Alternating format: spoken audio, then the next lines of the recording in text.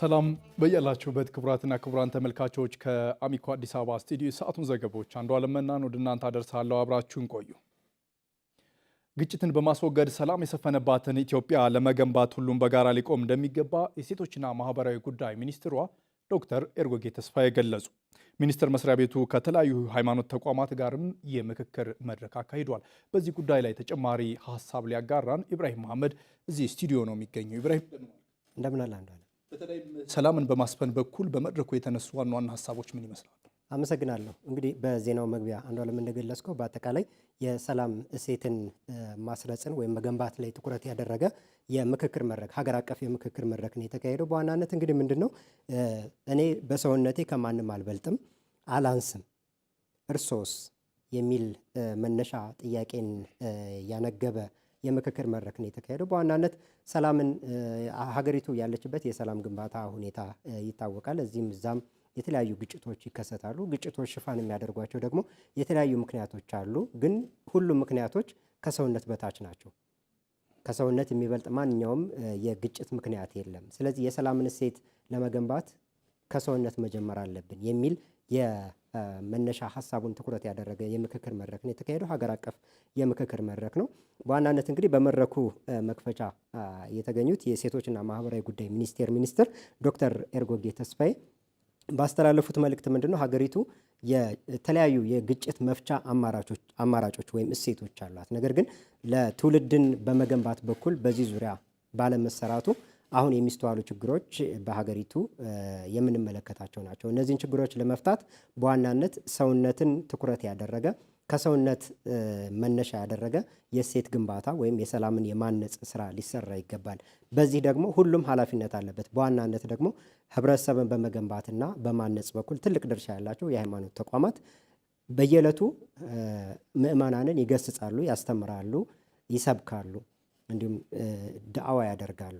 ስለዚህ በዚህ አስተምሮቻቸው ሁሉም ነገሮች ከሰውነት በታች መሆናቸውን ማንም ከማንም አይበልጥም የሚለውን የሃይማኖታዊ አስተምህሮ አሁን ላለንበት የችግር ወይም ደግሞ የሰላም ግንባታ ልንጠቀምበት ይገባል የሚል ጠቅለል ያለ ሀሳብ በዋናነት እንደው የሃይማኖት አባቶችም ተገኝተው ከሆነ በዚህ መድረክ ላይ ስብዕናን ከመገንባት በተለይም ሰላምን ከማምጣት አንጻር ሊኖር የሚገባ የተካሄደ ውይይት ጥሩ ነው። አንዱ አለም እንዳነሳው እንግዲህ በዋናነት የመድረኩ ትልቁ አጋፋሪ የሚባሉት የሃይማኖት ተቋማት ወይም የሃይማኖት አባቶች ናቸው። የተለያዩ የኢትዮጵያ የሃይማኖት ተቋማት ጉባኤ አባላት የሆኑ የተለያዩ የሃይማኖት አባቶች በመድረኩ ተገኝተው ነበር። ሁሉም በአንድ ቃል የተናገሩት ምንድነው የሰላም ጉዳይ ሁሉንም ይመለከታል፣ ግን ስራው ከምን መጀመር አለበት የሚለውን ሀሳብ ይጠይቃሉ ወይም ያነሳሉ። በጠይቅናቸው ቃለ መጠይቅ ስናደርግላቸው እኔ ከቤቴ መጀመር አለብኝ፣ ከዛም ከቤት ወደ ማህበረሰብ ወደ አካባቢ እየሰፋ ሄድና ሀገር ሰላሟ ይገነባል። ይህን ለማድረግ ደግሞ እኛ ከመንግስት መጠበቅ የለብንም። ሃይማኖቶች ሁሉም የሚሰብኩት ወይም የሚያስተምሩት ስለ ሰላም ነው። ስለዚህ እኛ የምንሰራውን ተግባር መንግስት በዚህ መልኩ ካገዘን ከደገፈን የበለጠ ስራውን አጠናክረን እንቀጥላለን የሚል ጠቅለል ያለ ሀሳብ አንስተዋል። እንግዲህ የሰላም እሴት ግንባታው መሪ ቃሉን መነሻ በማድረግ እኔ ከሰውነት ከማንም አልበልጥም አላንስም እርሶስ የሚለው መነሻ ቃልን መነሻ ያደረገው ሀሳብ በቀጣይ ተጠናክሮ ይቀጥላል። በተለያዩ አጭር የጽሁፍ መልእክቶች ለህብረተሰቡ ተደራሽ እንዲሆን እንዲሁም ደግሞ በተለያዩ የመገናኛ ብዙሃን ይህን መልእክት የማስተላለፍ ህብረተሰቡን የማነጽ የመገንባት ስራዎች ይቀጥላሉ። እንዲሁም ደግሞ ህብረተሰቡን በሚያሳትፍ መልኩ የተለያዩ ሩጫዎችን ጨምሮ በስፖርታዊ ውድድሮች ህብረተሰቡ ይህንን ሀሳብ የራሱ አድርጎት የችግሮችን ሰላምን እንዲገነባ ተጠናክሮ የሚቀጥል መሆኑ እንግዲህ በመድረኩ ተገልጿል። ኢብራሂም ለሰጠን መረጃ በጣም አመሰግናለሁ። ተመልካቾች ቀጥለናል። የኢትዮጵያ ብሔራዊ ጥቅምን በማስከበር የወል ትርክትን በማስረጽ ረገድ መገናኛ ብዙሃን የድርሻቸውን እንዲወጡ የኢትዮጵያ መገናኛ ብዙሃን ባለስልጣን ዋና ዳይሬክተር ሃይማኖት ዘለቀ አሳሰቡ። ኢትዮጵያ መገናኛ ብዙሃን ባለስልጣን የቦርድ ሰብሳቢ አምባሳደር ሬድዋን ሁሴን በበኩላቸው ዘርፉ ስክነትና አስተዋይነትን የሚፈልግ ነው ብለዋል። መገናኛ ብዙሃን ለሀገር ግንባታና ለማህበረሰብ አመለካከት ቀረጻ በሚል መሪ ሀሳብ የኢትዮጵያ መገናኛ ብዙሃን ባለስልጣን የውይይት መድረክ አካሂደዋል። ሀና ማርያም አስማማው ተጨማሪ ዘገባ አዘጋጅታለች። የሚዲያ ተቋማት በስልጡን ማህበረሰብ ውስጥ ቁልፍ ተቋማት እንዲሆኑ በሀገር ሁለንተናዊ እድገት ውስጥ ጉልህ ድርሻ እንዲኖራቸውና የብዝሃ ሀሳብ ማንሸራሸሪያ መድረኮች እንዲሆኑ የብዙሃን መገናኛ ባለስልጣን ይሰራል። በዚህ መሀል የሚገኙት የህዝብና የማህበረሰብ የሚዲያ ተቋማት ደግሞ ህዝብን የሚመስሉ ጉዳዮችን ተደራሽ በማድረግ የኢትዮጵያን አንድነት እውን ለማድረግ የሚጥሩ ናቸው። የኢትዮጵያ መገናኛ ብዙሃን ባለስልጣን ባለፉት 3 ወራት በእነዚህ የህዝብና የማህበረሰብ የሚዲያ ተቋማት ላይ ጥናት በማድረግም ውጤቱን ይፋ አድርጓል። መገናኛ ብዙሃን ለሀገር ግንባታና ለማህበረሰብ አመለካከት ቀረጻ በሚልም የውይይት መድረክን አከናውኗል። የባለስልጣኑ ዋና ዳይሬክተር ሃይማኖት ዘለቀ የመገናኛ ብዙሃን አዋጅ መሻሻሉ ተቋማቱ በተሻለ መንገድ ስራቸውን እንዲሰሩ አድርጓቸዋል ብለዋል። የመገናኛ ብዙሃንን አዋጅ እንዲሻሻል ማድረጉና የመገናኛ ብዙሃን ፖሊሲ ተዘጋጅቶ ስራ ላይ መዋሉ መገናኛ ብዙሃን ተልኳቸውን በብቃት እንዲወጡ በማስቻል ረገድ ከፍተኛ አስተዋጽኦ አበርክቶላቸዋል። ይህም በአሁኑ ወቅት በሀገራችን መገናኛ ብዙሃን በጥራት፣ በአይነት፣ በቋንቋ፣ በቁጥርና በተደራሽነት እንዲስፋፉ ከማስቻሉም በላይ እንዲሁም የጋዜጠኝነት ሙያዊ ስነ ምግባር የተላበሰ ብቁ የመገናኛ ብዙሃን ባለሙያዎችን በብዛትና በጥራት የማፍራት ተልዕኮም ከጊዜ ወደ ጊዜ እያደገ ያለና በአሁኑ ወቅትም በልዩ ትኩረት እየተፈጸመ ያለ ተግባር ሆኖ ቀጥሏል። የባለስልጣኑ የቦርድ ሰብሳቢ አምባሳደር ሬድዋን ሁሴን በበኩላቸው የህዝብና የማህበረሰብ ሚዲያዎች ለባለጉዳዮቹ ቅርብ መሆናቸውን ገልጸው ብዝሃነትን ለማስረጽ የወል ትርክትን ለመገንባትም የሚያስችል ኃይል ያላቸው መሆኑን ጠቅሷል። ሁለት መልክ ያለው ኃላፊነት አለባችሁ። በአንድ በኩል ብዝሃነትን የኢትዮጵያን ብዝሃነት ታሳቢ ያደረገ መገለጫ እንደመሆናችሁ መጠን ይህንኑ ብዝሃነት ይበልጥ የሚያጎላ በዚሁ ብዝሃነት ውስጥ የኢትዮጵያ ቀለሞች ጎልተው እንዲወጡ የሚያደርግ መነሻቸው የሀገሪቱ የተለያየ ጫፍ ይሆናል። መዳረሻቸው ግን አንድ ላይ ተያይዘን ጠንካራ ሀገር ለመገንባት የምንንቀሳቀስ መሆናችንን ግምት ውስጥ ያስገባ ይህንኑ የሚያዳብር ኃላፊነት የምትወጡ ከመሆናቸው ጋር ተያይዞ ተለቅ ይላል ድርሻችሁ ማለት ነው። ዘርፈ ብዙ ፈተናዎች ያሉበት ቢሆንም መገናኛ ብዙሃን በስክነትና በአስተዋይነት ለህዝብና ማህበረሰብ የሚጠቅም ስራ መስራት ይገባቸዋል ሲሉም አጽንኦት ሰጥቷል። አሁን ያለንበት የድህረ እውነት መድረክ አስተዋይነት፣ ሰከን ማለት፣ ለማህበረሰብ መስራት፣ ኃላፊነት መውሰድ ፈተናው እየበዛ ሐሰት፣ ለቅሶ፣ ሟርት በቀላሉ ገበያ የሚያገኝበት መድረክ ውስጥ ነው ያለነው። ማህበረሰቡ መሰረት ላይ ያላችሁ ከመሆኑ ጋር ተያይዞ ማህበረሰቡ ለእውነትም እንዲጋለጥ ፈተናዎቹንም ራሱ እንዲጋፈጥ እገዛዎቹም በተባበረ አቅሙ ተደራጅቶ አቅሙን እንዲያጎለበት የሚያስችል ስራ መስራት ያስፈልገናል። በይዘት ትንተና ጥናት የተደረገባቸውም 10 የህዝብ ሬዲዮና 12 የቴሌቪዥን ጣቢያዎች እንዲሁም 32 የማህበረሰብ ሬዲዮና 6 የቴሌቪዥን ጣቢያዎች ሲሆኑ በተለያዩ ቋንቋዎች ባስተላለፏቸው ዜናዎችና ፕሮግራሞች ነው። ተመልካቾች ቀደም ሲል ዘገባ ያዘጋጀችው ሀና ማርያም መስፍን ነበረች። የኢትዮጵያ ፈረንሳይ የቴክኖሎጂ ፈጠራ ፎረም በአዲስ አበባ ተካሂዷል።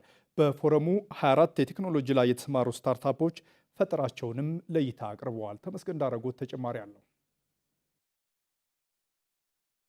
የኢትዮጵያና ፈረንሳይ የቴክኖሎጂ ፈጠራ ፎረም በአዲስ አበባ ተካሂዷል።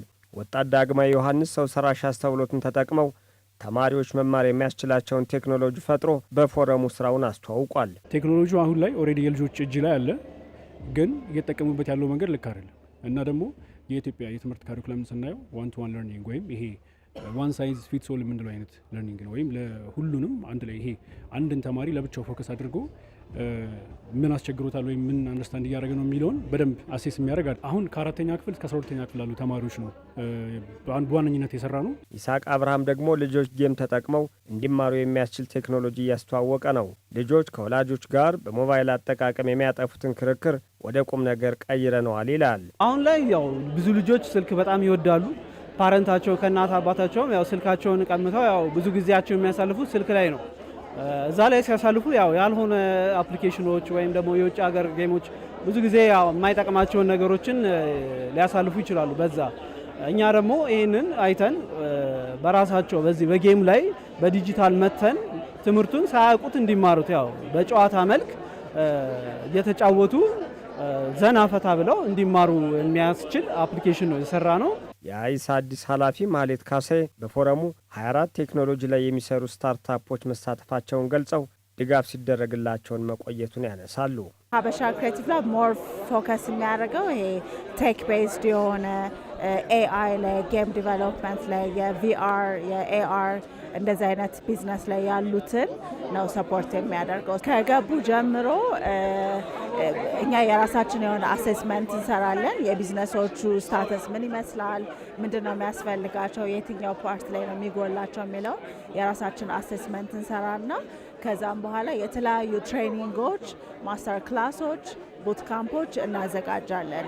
ስታርታፖች ከፈረንሳይ ኤምባሲ ጋር በመተባበር ድጋፍ ተደርጓል። የፈረንሳይ ኤምባሲ የትብብርና የባህል ኃላፊ ላውረንስ ሲራኖ የኢትዮ ፈረንሳይ የቴክኖሎጂ ፈጠራ ፎረም የቴክኖሎጂ ፈጠራን የሚያበረታታ ስለመሆኑ አነስተዋል። This forum will bring together creativity, talent and ideas. ይህ ፎረም ፈጠራን፣ አቅምን፣ ሀሳብንና ቴክኖሎጂን ወደ አንድ የሚያመጣ ነው። ብዙ ባለድርሻዎች በዚህ እየተሳተፉ ነው። ባህልና ፈጠራ ለኢኮኖሚና ለማህበራዊ ለውጥ አስፈላጊ ናቸው። ለእድገትና ለውይይትም በር ከፋች ነው። ይህ ፎረም የኢትዮጵያና የአፍሪካን ፈጠራ የሚያበረታታ ነው። At the very heart of Ethiopia's and the African continent's innovation dynamics. የኢፌዴሪ ጠቅላይ ሚኒስትር የቴክኖሎጂ አማካሪ ማርያም ሰይድ በኢትዮጵያ ዲጂታላይዜሽን እያደገ መምጣቱን አንስተዋል። በፎረሙ 24 የቴክኖሎጂ ፈጠራዎች የተሳተፉ ስታርታፖች በውድድር የተመለመሉ ናቸው። ለስታርታፖችም ስልጠናና ሌሎች ድጋፎች ተደርገውላቸዋል። ተመልካቾች ከአሚኮ አዲስ አበባ ስቱዲዮ ለሰዓቱ የተዘጋጁ ዘገባዎች እኒህ ናቸው። ዘገባዎቹን አንዱ አለመናን ወደ እናንተ አደረስኩ። ጤና ይስጥልኝ።